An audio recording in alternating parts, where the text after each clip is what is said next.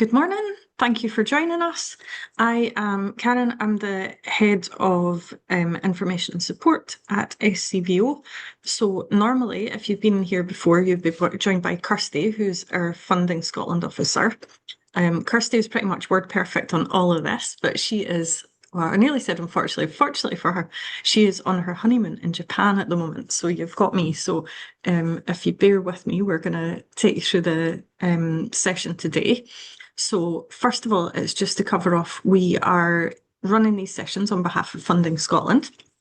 So Funding Scotland is our service that we run at SCVO to support you with finding funding and fundraising. So we do monthly Meet the Funders events every Tuesday, first Tuesday of every month, excuse me, with different funders. We have got loads of advice and guidance on our website as well. And we've just recently, this sort of year, we've started launching some funding and fundraising learning events and training courses, which this is one of them. So we've got a wee slide later on with all the different ones that we've got coming up. So Funding Scotland, previously when people speak about Funding Scotland, they actually think about funding.scot. So that's our free online database of just different funding opportunities. And what we tend to say is that Funding Scotland takes the overwhelmingness out of looking for funding. So rather than sitting there going on Google and searching funding Rossi or how to fund an event in Falkirk or anything like that, Funding Scotland will help you just narrow it down and use the filters and find the funds that are actually available to you in one place. It's really helpful. So what I would say is, like, we're always working on it. It's an internal platform at SCVO, which is brilliant because it means when we get your feedback, we can make changes to it and improvements and things like that. So if you are finding that you have any issues with it, or you think there's a filter would be really useful, or something that could make it a wee bit different to improve your funding searching, then please give us a shout because there's a very good chance that we'll be able to add it into scope and do something with that. So if we could ping on, Chris, to the next one, thank you. Okay, so everybody, there's different tiers of access. So everybody, Funding Scotland, funding.scot is free to access for everybody. So you'll get all the information that we've spoken about there. If you are a member of SCVO, then you can get some extra benefits to that as well. So things like being able to save your searches, get email alerts. That one's pretty popular. Email alerts, easy for me to say, on filters that you've got set up so that when new funds are coming up, you'll get a wee bit of information about that pretty quickly.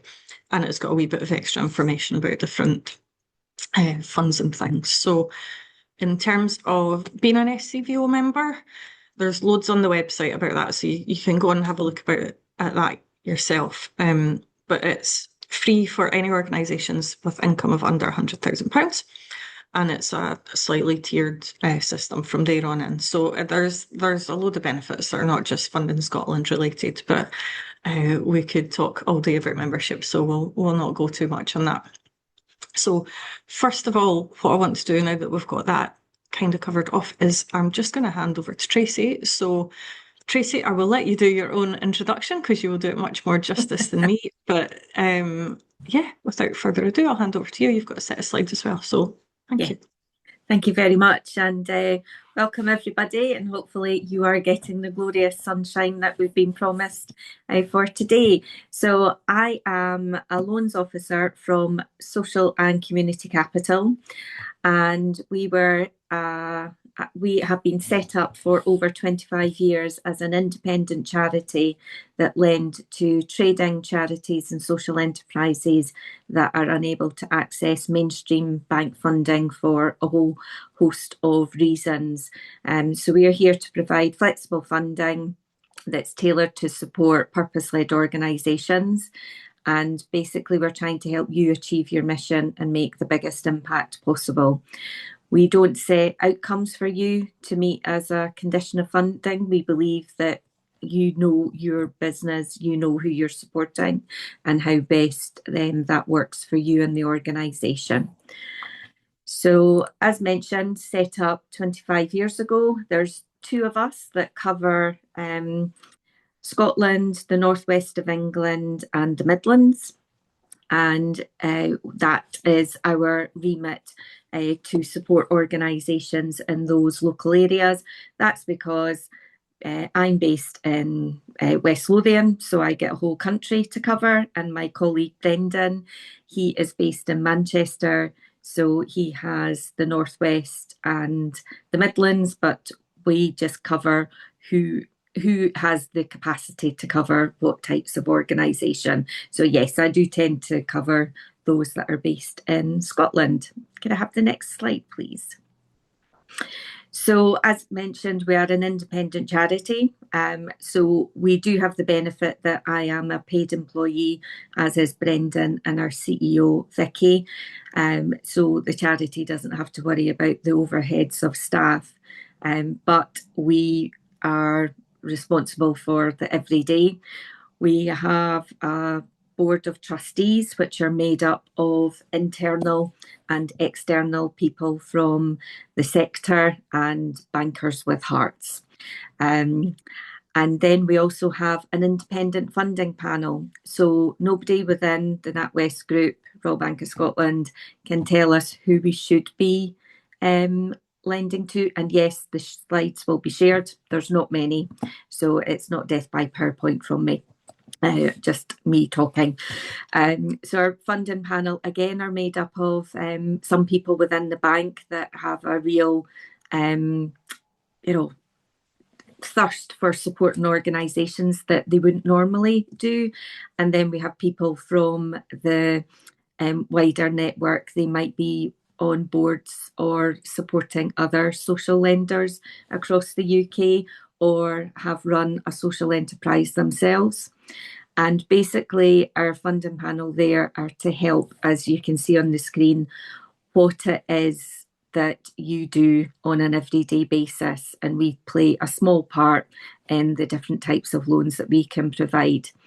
So to bring them to life, property purchase loan, we provided one for an organisation called Glasgow Vintage Vehicle Trust. So that organisation, on the face of it, what does it do to support people within our local communities? Because they provide rental spaces for big buses that people can't fit in their garden. So on the face of it, why, Tracy, would you lend to a vintage vehicle trust? And that is because they have an amazing part of their organisation which supports recovering addicts and people who are recently out of prison, to retrain them into helping them become panel beaters, mechanics, and giving them a trade and a purpose in life. So that owning that building has given that organisation security for many, many years to come, knowing that they can provide space for this part of their organisation to flourish and develop. Bridging loans. So many of you may face that, where you have to spend money before you get your grant. So we provide VAT and grant bridging facilities. And as you can see there, our interest rates are relatively cost effective across all 4 of our products. And to bring that one to life, Huntly Development Trust up in the northeast of Scotland, they had a capital project that was just under £4 million, and they needed to budget for paying their VAT on a monthly basis, so it didn't impact their cash flow. So that was an organisation we were able to support over a 2-year period while they had a major property development going on. Our flexible growth fund, that is a standard loan. So if you want to increase the impact that you're delivering, increase a service that you have, or just make sure that your organisation continues to provide the services that are vital, then we can do loans up to 10 years. And then the working capital loan, that sort of works like an overdraft, so that if you've got invoices coming through, particularly local authorities. We've got an organisation that are in 6 different locations. So all local authorities seem to choose how and when they pay. So that makes for a lumpy, bumpy cash flow. So we're working with an organisation that provides childcare services and know they're getting the money in, but timing is an issue because they need to make sure their staff are paid. So we have a revolving facility so they can repay and redraw as money is paid in from the local authorities, and then they need to pay out to cover their expenses.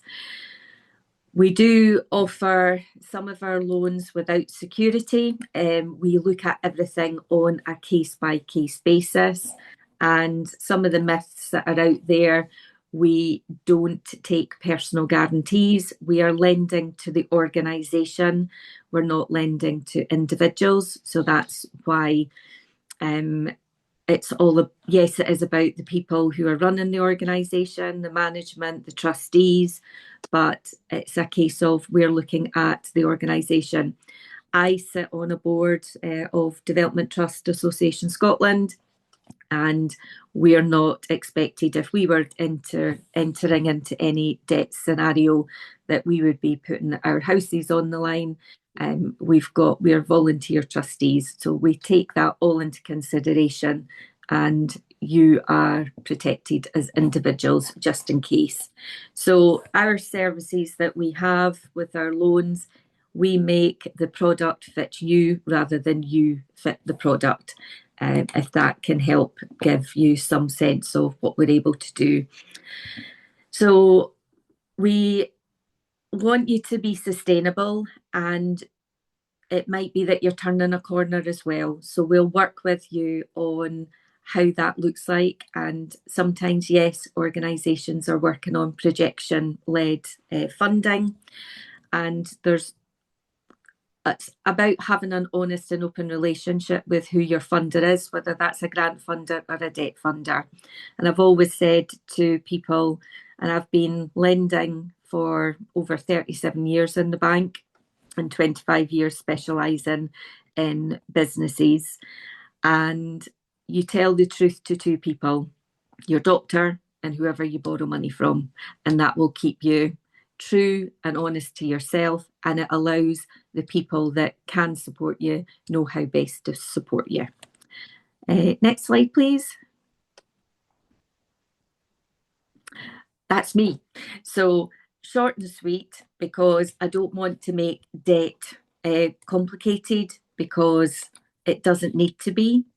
And I just wanted to put up my contact details.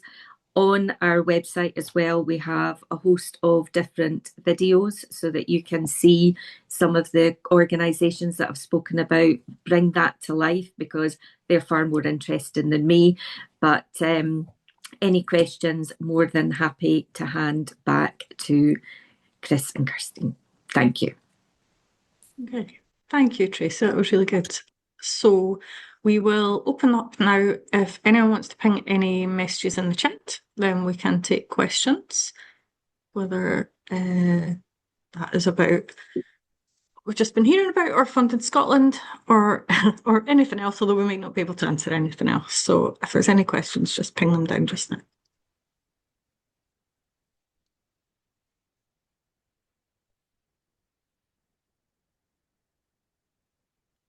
Can't see if anyone's typing, so we'll give it a wee minute and see if we've got any questions coming in. Otherwise, I think someone's asked, and you mentioned before, yeah, we can share the slides. That's not a problem.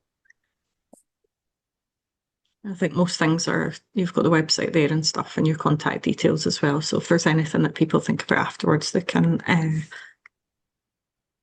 get in touch. Chris, I can see that Christine at the bottom has got a hand raised, but I actually can't see any participants. So Christine, if you want to just unmute and ask us your question, then we can take that.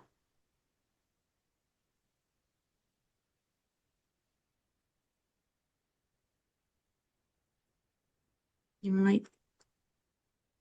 Yeah, go for it, Christine. Hello, can you hear me? Yeah, go for it. Okay. I was just wondering, for small organization, is there a minimum that you should have to have these loans? Yes, good point. Well made. I did not mention our minimum and maximum. So minimum is £30,000 and the maximum is 500,000, but it depends on which product that you go for. So it's always an idea to come with a shopping list.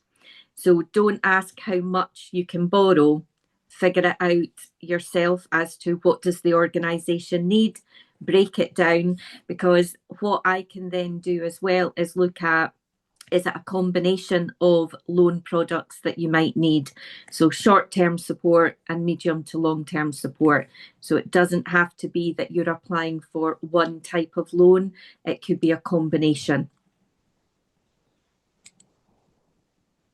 Thank you for your question.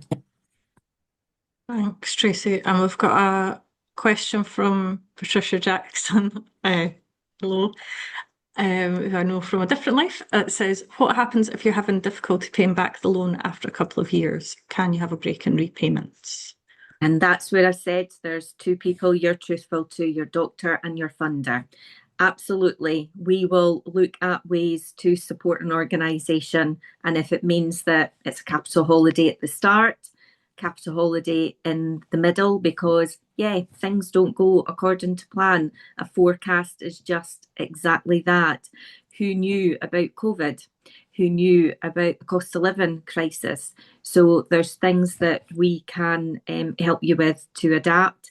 And it's a case of you having a look at your cash flow to see what it is that is going to be different after you've had your capital holiday. So it's working with me to figure out, if we give you this capital holiday, what are you having to do to make changes, or is it just to give you breathing space?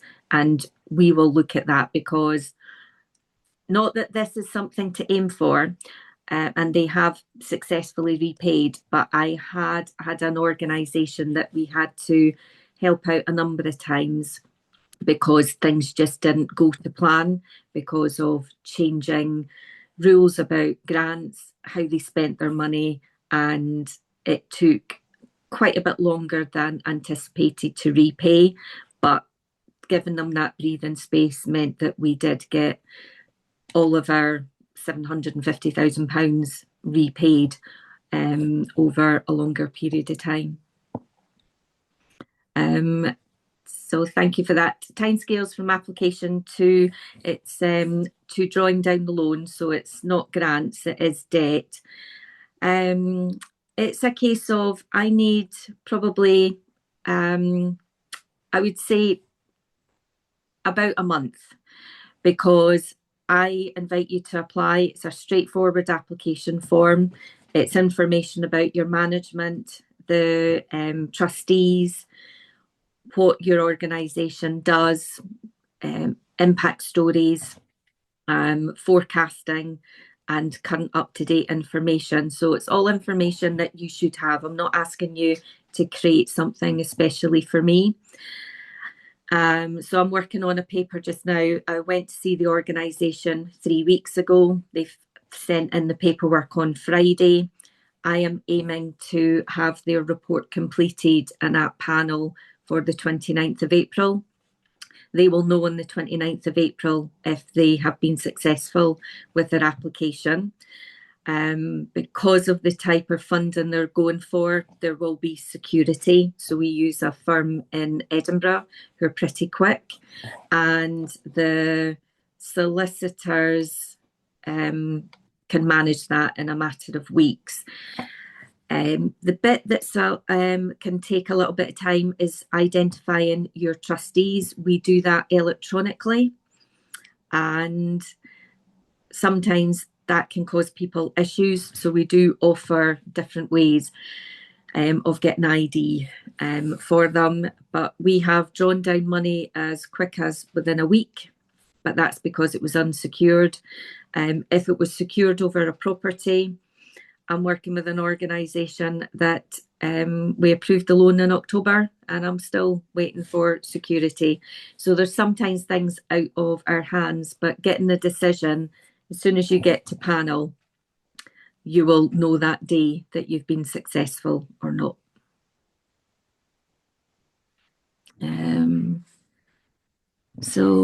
Okay. Oh, one more question in there, Tracy. I don't know if you've seen it. It's other funders. Okay. Other funders who are grant funders do tend to look at debt when they're looking at applications. In experience, can this look bad on the accounts? It's a case of it's the right debt for the right thing. And as long as you are not in arrears with that debt and your organisation can afford the debt, there shouldn't ever be anything seen as bad debt on your accounts. Bad debts are a problem, and how are you managing your bad debts? So that's other people due money to you. So yeah, that's it's not a problem for me in that respect. I'm really sorry, I can only give information on debt. I don't provide any grants. So that would be back to SCVO on that. And that's the searches in Funding Scotland on that one. Yeah, and we'll come on in a wee second. We've got a whole programme of learning events around funding and fundraising. So we'll touch on that in a wee sec. The charity who's in Manchester hoping to expand in Scotland, more than happy to deal with myself. It's a case of Brendan and I just look at who's busier and who's least busy when it comes to organisations. We share the portfolio, so you can't just be looked after by Brendan or just by Tracy. So it's a case of have a conversation with me, and if you want to meet somebody face to face, we're more than happy to do that.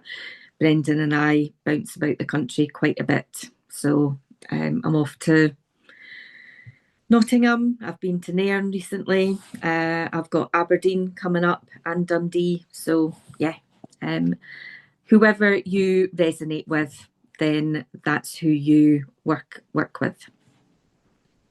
So thank you for that question, Patricia. Okay. So I think that is us at the end of our questions. So we're going to get maybe a nice wee early for it. Oh no, there's one coming in. So are there any specific dates when applications have to be submitted, or is it a rolling process? Rolling process. So open all year round for lending. Okay. Thank you, Hilary. Okay, well, I'm going to talk through before we finish up. I'm just going to share, thank you, Chris, some of the things that we've got coming up. So Meet the Funder. So our series of Meet the Funders came about because we wanted to kind of really open up and let people have access to the people that are making the decisions and providing the support around funding. They've been really popular so far. So we've got intentions of keeping that going. So we've had the National Lottery Community Fund so far. We've had Creative Scotland and yourself, Tracy. And then coming up, this one's maybe a little bit more niche, but Architectural Heritage Fund. We're going to be meeting with them next. And then for someone that had asked about support and funding advice, we've got a couple of different training courses coming up. So one around individual giving and events coming up, as well as choosing the right funds and thinking like a funder. So in terms of looking for advice, then probably the funding oh my goodness, I can't speak. Funding fundamentals, choosing the right funds and thinking like a funder is a really good one for helping you look at how best to prepare your applications and things like that. And then we come full circle back to another introduction to fundraising in August. And keep an eye on the website as well, because we're always adding different things. And Meet the Funder, we tend to be 3 or 4 months in advance that we'll have them in. So there'll be more of them coming up. And if there are any funders or any content on courses or advice that you think you would like to see on the programme, then let us know, because as we say, it's completely within our control to put on there what we want to put on there. And there's one other event that we thought might actually be interesting when we saw who the attendee list was for this session today, which is our community halls and community spaces conference that's coming up, Village Halls and Community Spaces conference that's coming up at the end of May. So that's a free one to attend. So I know there's a lot of community groups and community halls and village halls, easy for me to say, on the call today. So we just thought, as I say, when we saw the list of who was here, you might find that interesting to come on to that.